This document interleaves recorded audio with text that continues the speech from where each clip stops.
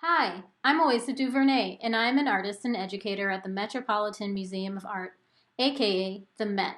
Drawing is central to both my studio and teaching practice because I view mark making as a cathartic experience. Another cathartic experience for me is looking at amazing works of art and trying to understand the processes that other artists have used to make their work. It just so happens that one of my favorite artworks to look at was recently on view at the Met, and we are going to use it for our drawing today. This crest is from the Bamileke peoples in Cameroon and was used for ceremonial purposes when a new leader would ascend the throne. There are so many things that I love about this artwork. The large, bold forms that create the shifts in surface, the way these large shapes come together to form a face, the fact that although we can look directly at the face, its gaze is beyond anything that the viewer can see.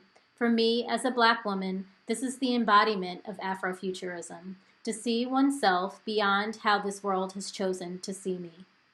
The texture. Some of these grooves made by hand and some made by time and the elements.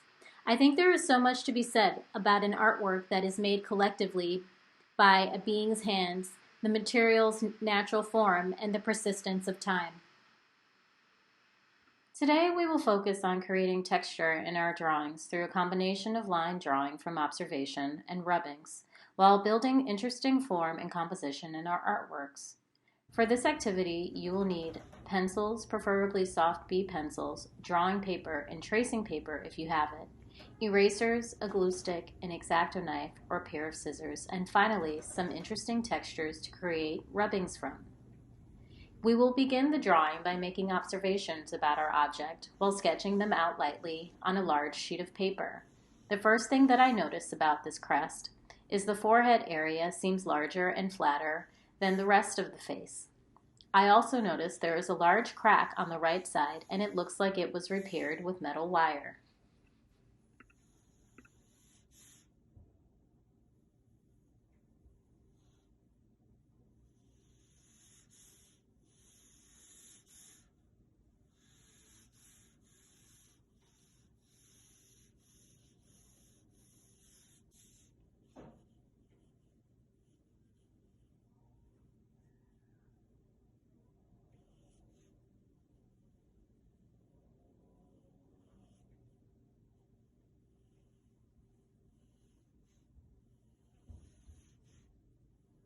There are a lot of grooves and paths that may have been carved by the artist or occurred naturally.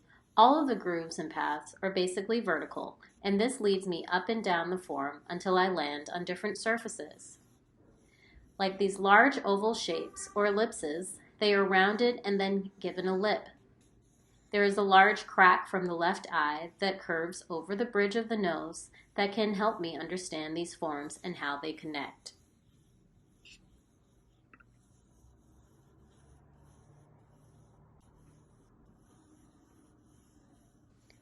The cheeks of the figure come out under the eyes like rounded triangles or even boomerangs.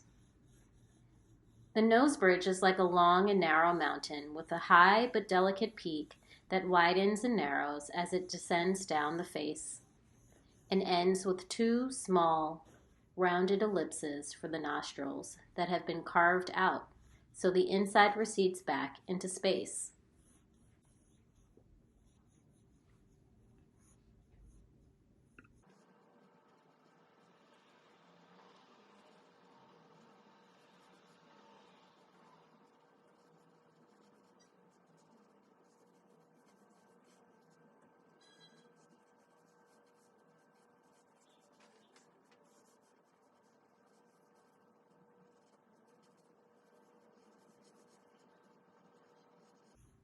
The remainder of the face is a large form that everything else is resting on.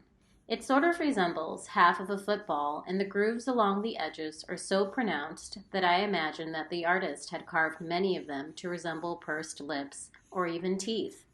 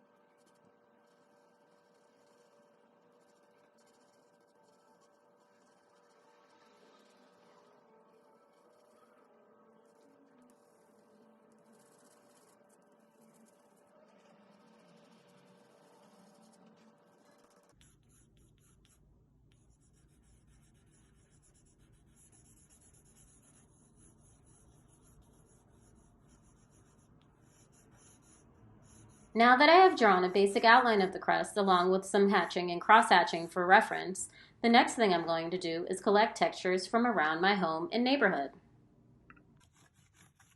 Like these old wooden floors from my 100-year-old apartment.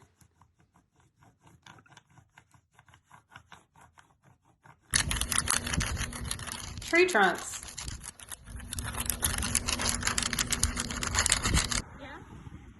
Cross sections of tree trunks that have been cut down. We can see here the tree rings and grooves from tools used to cut down this tree.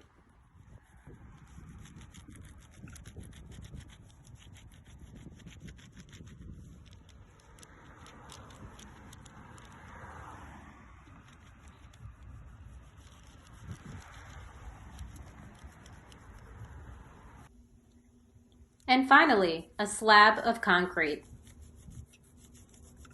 For these rubbings, you can use something called a graphite stick, which I just happen to have a lot of. Or you can use the side of your drawing pencil to create the rubbing on with tracing paper. Once you have all of your textures, you are ready to start cutting out and assembling pieces to add to your drawing. The first thing I'm going to do is start looking at the crest and comparing the textures I see in the crest with the rubbings. I think this rubbing would be a good start for the rounded ellipse shape of the eyes, so I'm going to trace that form onto my rubbing and cut it out.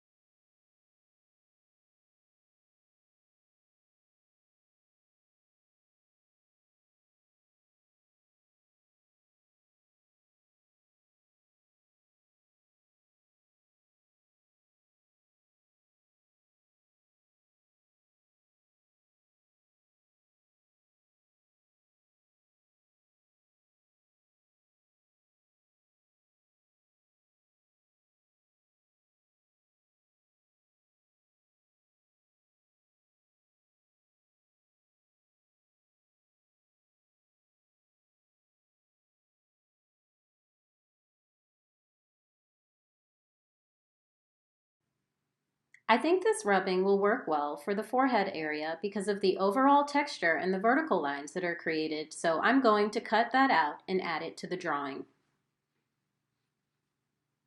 Now it's time to start gluing pieces down.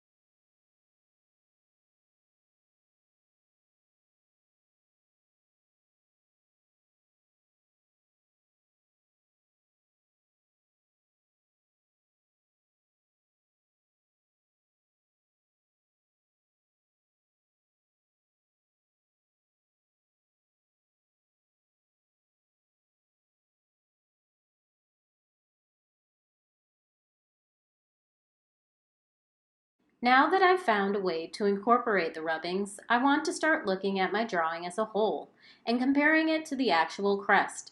And I feel like I would like to add more details like the cracks in the crest and the cast shadows. I will just draw those in. I'm not going to spend too much time trying to make this a perfect replica or copy, but more so, I just want to enjoy interpreting this beautiful artwork using some of the forms and objects around me.